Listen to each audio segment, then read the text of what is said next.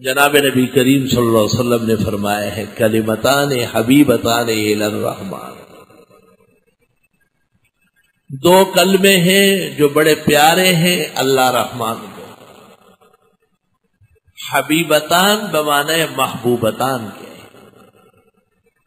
کیا مطلب ہے کہ کلمے پیارے ہیں، یعنی جو اس کو پڑھے گا وہ پیارا بنے گا، یہ مطلب ہے. دو کلمے ہیں اللہ کو بہت محبوب ہے، اللہ رحمان کو، اللہ مہربان کو. لفظ رحمان میں بھی اللہ تعالیٰ کی محبت کے شؤون اور برکات ہیں. جیسے ایک شخص کو آپ کہے کہ آپ دے دے مجھے یہ چیز، آپ تو بڑے مہربان ہیں. کلمتان حبیبتان الی الرحمن خفیفتان علی اللسان، اور بہت ہلکے پھلکے ہیں زبان پہ، یعنی کہنے میں بہت آسان ہے، کچھ مشکل نہیں ہے. ثقیلتان فی المیزان، اور بہت بھاری ہے میزان کے ترازو. قیمتی بات ہو، مختصر سی ہو. من قال لا الہ الا اللہ دخل الجنہ. کلمہ ہے جس کے پڑھنے سے 100 سال کا 200 سال کا کافر کفر سے چھوٹ کر اسلام میں آ جائے. کلمات اقولہن صباحا و مساء، کچھ کلمے ہیں جنہیں میں صبح و شام پڑھتا ہوں، نہ پڑھتا یہود جادوگر جادو کے زور سے گدھا بنا دیتے. اعوذ بوجہ اللہ العظیم الذی لیس شیء اعظم منہ وبکلمات اللہ التی لا یجاوزہن بر ولا فاجر وباسماء اللہ الحسنى ما علمت منها وما لم اعلم من شر ما خلق وبرأ وزرع. اور اعوذ بکلمات اللہ التامات من شر ما خلق. حضرت ان کلموں کو پڑھ کر حسن و حسین کو دم کرتے تھے اور فرماتے تھے تمہارا باپ دینی بزرگ حضرت ابراہیم علیہ السلام اپنے بیٹے اسحاق و اسماعیل کو ان سے دم کرتے. کلمتان حبیبتان الی الرحمن، ایک کلمہ ہی ہے جس نے اجنبیہ کو ایک مسلمان کی بیوی بنا دی ہے، میں نے قبول کیا، آپ نے قبول کیا. اور ایک کلمہ ہی ہے جس نے عمر بھر کا تعلق ختم کر کے اور دونوں کو اجنبی کر دیا. فلا تحل له من بعد حتى تنكح زوجا غيره. اللہ فرماتے دو کے بعد تیسری دے دی تو اب یہ بیوی اس خاون کے لیے حلال نہیں جب تک کہیں اور سے شادی کر کے نہ. کلمہ ہی ہم قلاد ہم بلاد خپل جبا او خاغد چکوی خوگی خبرے.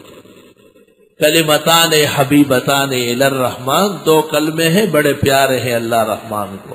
او خفیفتان علی اللسان، اور بڑے ہلکے پھلکے ہیں زبان پر کہنے میں. ثقیلتان فی المیزان، اور بہت بھاری ہوں گے میزان کے ترازو میں.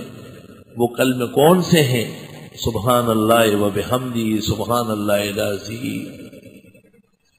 سبحان اللہ اللہ تعالیٰ کی پاکی کے لیے آتا ہے، جسے سبحان ربی العظیم، سبحان ربی الاعلی، سبحانک اللہم، سبحان الذی اسری بعبدہ، سبحان اللہ حین تمسون و حین تصبحون.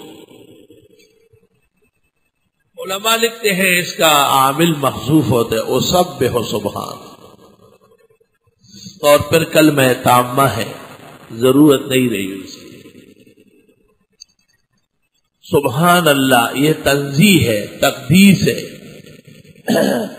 اللہ بے عیب ہے، اللہ بے قبح ہے، اللہ میں جہل نہیں، ظلم نہیں. یہ نئی جتنے ہیں یہ سبحانہ سے سلب ہو جاتے ہیں.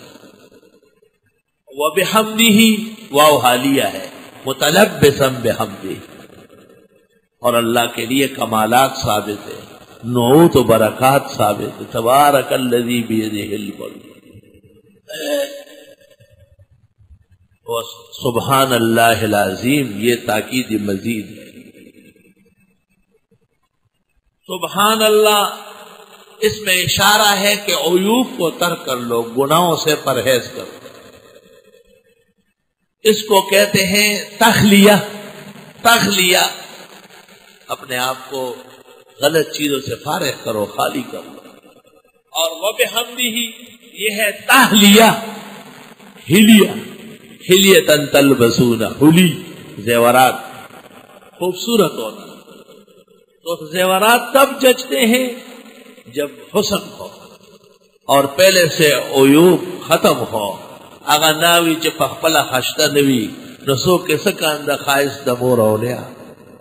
ضروری ہے کہ پہلے آپ کا چہرہ دھلا ہوا ہو، جسم پاک صاف ہو، تب جا کر کے ایک قیمتی لباس، ایک خوشبو، ایک چیز اس پر جچے گی اور وہ زیب دے گی. تو پہلے فرمایا سبحان اللہ. یہ کلمہ کثرت سے پڑھنے والے سے گناہ، ظلم، زیادتی، عیوب، قبح ختم ہو جاتے ہیں. سبحان کا کلمہ اصل میں اعتراف عجز کے لیے بندے کی طرف سے آتا ہے. سبحان اللہ کا کیا مطلب؟ یعنی اللہ ہی کی قدرت کا کرشمہ ہے، ورنہ میں نہیں کر سکتا.